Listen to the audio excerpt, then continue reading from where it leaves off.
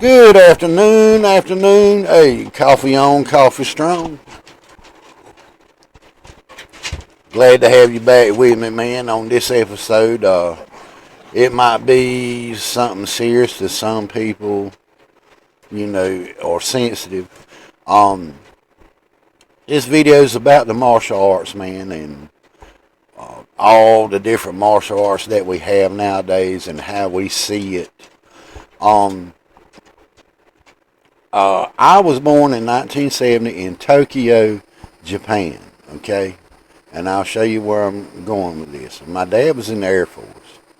So later on, once we came back to the States, in the late 80s, martial arts started coming around in the area I lived at in Hope Mills.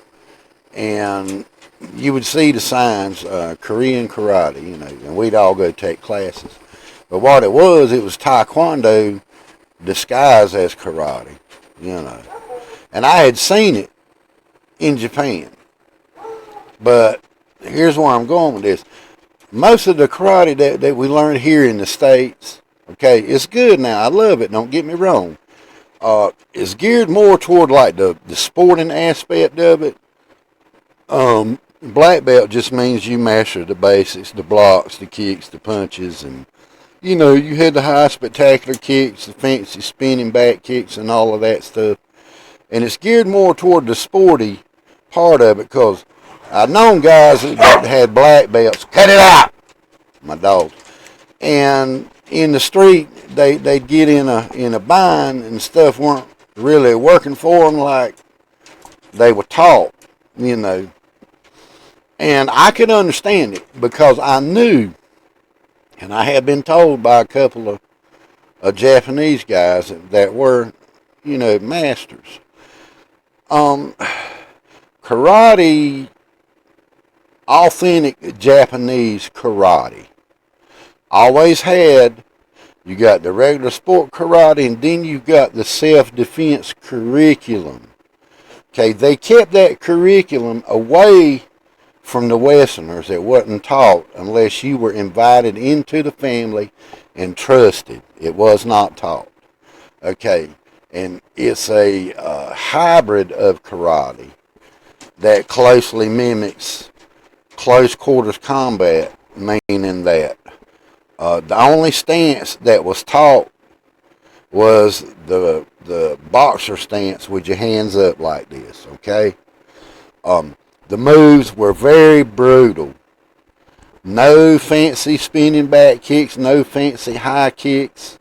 The hand strikes were directed toward the throat, the eyes, the neck, the ears, the temple. The kicks were designed to smash the knee, the shin, the instep, the groin. Everything was forward based on the linear center line. You did not do no fancy kicks. It was very brutal. I've seen the guys take a dumbbell, like say this is the dumbbell, and just sit there and chop it. Boom, boom, boom, boom. That way they're building up their hand. Boom, boom, boom. I mean, just sit there and do it 100 times each hand, just to build that hand up. But then, I could understand where the guys were coming from. The closest thing that I've seen so far to that self-defense curriculum is check out VJ Jiu-Jitsu on YouTube. Professor David, he teaches a lot of good stuff, and it closely resembles that Japanese karate self-defense curriculum that I saw. A lot of things were kept away from the regular person taking karate to include me. Because, for instance, like when you're in class and you learn to block outside in and then the inside out, those blocks like that. And you'd always question, why would you take the time to do that? I mean, it takes too much time to block. Okay, in the hybrid, you would just parry. Sometimes you would grab it. Or parry it this way. And that outside in block was truly designed, when you parried that arm and grabbed it, you come behind it and break the elbow. The outside in, same way. You block, come behind it, and break that elbow. It's a break disguised as a block. When you're learning your forms, you're just thinking it's a block. You know, you thinking it's supposed to block punches. I mean, you can block punches with it, but it takes a lot of time. But it was designed to break. They kept that away from Westerners. They kept that secret because when you study karate, you do the sports side, and you're supposed to do authentic Japanese karate. You got the self-defense curriculum, which don't require high fancy kicks and spinning back kicks. It's all low kicks from the stomach down to the legs, the knees, the shin. That's what it was designed for, and your hands are up like that. And the hand blows were designed to hit the nose, the throat, the eyes, and all of that.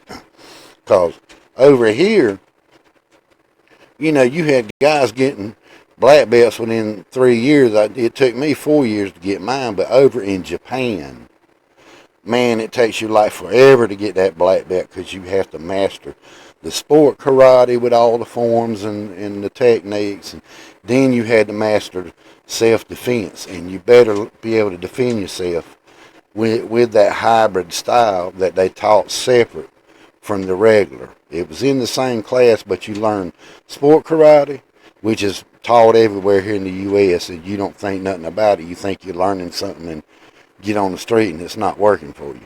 But if you learn that hybrid style, which is close quarters combat, and see, jiu-jitsu was the big thing when the Gracies come in. Okay, here's the thing.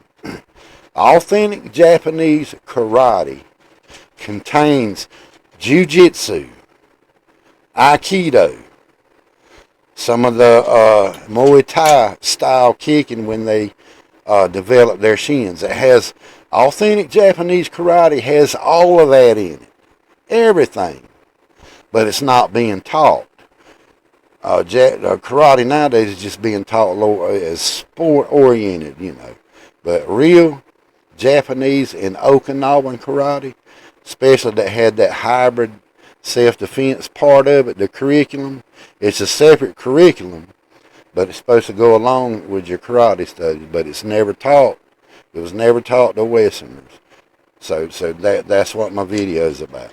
So just understand it is a self-defense system if it's used and taught right, but the right techniques need to be taught right. So, and Professor V at VJ Jiu-Jitsu is seen to be the closest one to teach what closely resembles the Japanese self-defense curriculum. There's no high kicks. There's none of that fancy stuff. It's striking the straightest point, the closest point, that quick. That's what authentic Japanese self-defense karate looks like. It don't look like what you see in the movies with the fancy spinning kicks and all that stuff. All that is practice, and it's designed to look good. Real effective stuff don't look good. So when you look for a school, look for that. Look for reality-based type stuff that's going to work. And you need to get with a guy and practice the stuff. You need to have a partner. You need to stay in shape and lift your weights on and on. So, yeah, I wanted to talk about that because nobody's ever, you see all kind of videos on self-defense and different martial arts and which one's better and which one ain't, but I wanted to let you know that is a true part of traditional Japanese karate. Now, the Japanese take their karate very serious. It's total different over there than it is over here. Over there, can you imagine standing in a horse stance for 20, 25 minutes and just punching back and forth, left and right, left and right, left and right, left and right. 20 minutes, 25, that takes discipline. Over here, Americans don't have that. They're not doing that. Over there, they believe in doing that stuff. They stand under a waterfall when in cold weather, punching, standing in the horse stance, just punching, building up their legs, punching, going through the different blocks. They've got they got a system that they do all the blocks, and they're standing under a waterfall or they're out in the elements, just straight. They're sweating and they're working, straight punching, sitting in that horse stance. And that horse stance after a few minutes it starts working on it. But over there they do it for 20 minutes straight, just punching. And they'll do that self-defense curriculum, which is totally different than what you perceive as karate, you know. I like to watch Jesse Enkamp, which calls himself the karate nerd. You know, he's got stuff on YouTube, and I watch Professor VJ Jiu-Jitsu, which I've seen a lot of his stuff in the police academies, and I watch different stuff. You know, I don't cut it down. You know, I don't. That's not my intention. I'm just letting you know that there's a hybrid of karate, and it's a certain style. And once I find out the name of it, I'll come back on the channel and let everybody know. But it's a hybrid of karate that only uses just basic moves that don't require a lot of muscle memory. It's just straight on techniques, elbows, eye gouges, punches, throat gouges, and it's very brutal.